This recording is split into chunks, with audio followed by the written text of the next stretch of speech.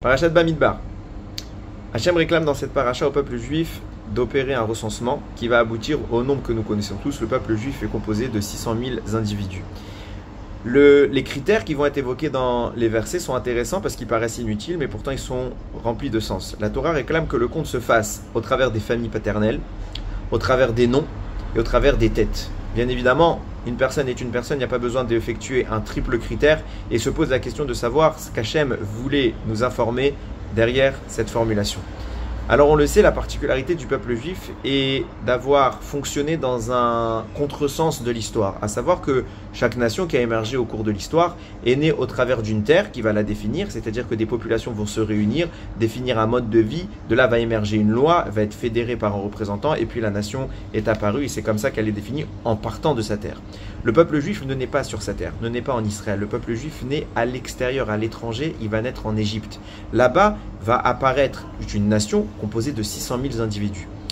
Selon un critère fondamental, la Torah nous précise que les Juifs, on va avoir un mérite qui va leur justifier leur sortie de l'exil.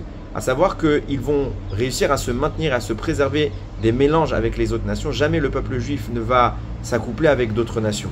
Le deuxième mérite qui va composer la justification de notre libération, c'est que nous avons gardé les noms que nos parents nous ont transmis. Avraham, Yitzhak, Yaakov, Sarah, Rivka, Rachel et Léa ont choisi des noms pour leurs enfants et c'est au travers de cette spiritualité des noms que nous avons su préserver, que nous avons aussi également choisi de nommer nos enfants sans jamais vouloir copier les noms des Égyptiens.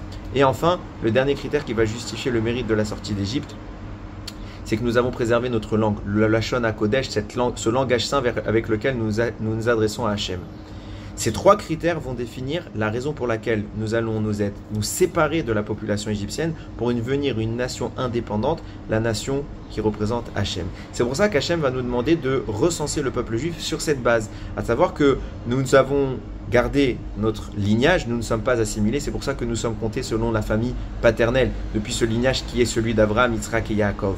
Deuxièmement, nous avons gardé nos noms, c'est pour ça qu'Hachem nous demande de compter le peuple juif au travers de ses noms. Et enfin, nous avons gardé notre langue, c'est pour ça qu'Hachem réclamera que nous soyons comptés par la tête qui est le symbole de l'intellect, qui s'exprime au travers du parler, du langage. Nous avons un langage qui nous caractérise, nous avons gardé ce langage, et bien c'est sur ce critère qu'Akadosh Baruch Hu nous demandera d'être recensé. Le peuple juif est né sur ces bases-là, et c'est ces bases-là qui vont le conduire à sortir d'Égypte, à se distinguer des autres nations. Et ils vont le conduire sur le mont Sinaï pour recevoir la Torah. Nous précisons que le compte que nous effectuons dans cette paracha, la Torah le souligne, il est effectué, il a été réclamé depuis le mont Sinaï. Pourquoi nous rappeler qu'il a été réclamé depuis le mont Sinaï? Parce que ces trois critères que je viens d'énumérer sont la définition qui vont nous conduire à recevoir la Torah. Quelle est cette définition?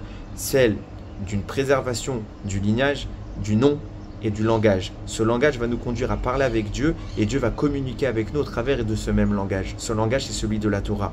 Et ce langage, c'est celui qui va permettre l'écriture d'un texte dont les sages nous disent qu'il est corrélé à la population juive. Le mot Israël sont les initiales est composé des initiales Yesh, Shrishim, Ribo, Otiot, la Torah. Il y a 600 000 lettres dans la Torah.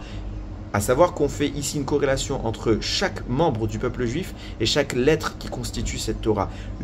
La population juive est née au travers de ces trois critères et c'est ce qui va l'amener à épouser une science qui s'appelle la Torah. Et non seulement qu'elle l'épouse, mais qu'elle est littéralement liée génétiquement et physiquement à cette connaissance d'Akadosh Baruch Hu. Et c'est seulement cela qui définit la nation. À savoir que notre rapport au divin est défini par ces critères, c'est ce qui va nous permettre d'adhérer à cette Torah et c'est ce qui va nous permettre de créer le peuple qui s'appelle Israël, puisque Israël c'est les 600 000 lettres de la Torah. Et seulement comme dans cette condition nous aurons pu sortir d'Égypte pour monter en Eretz Israël.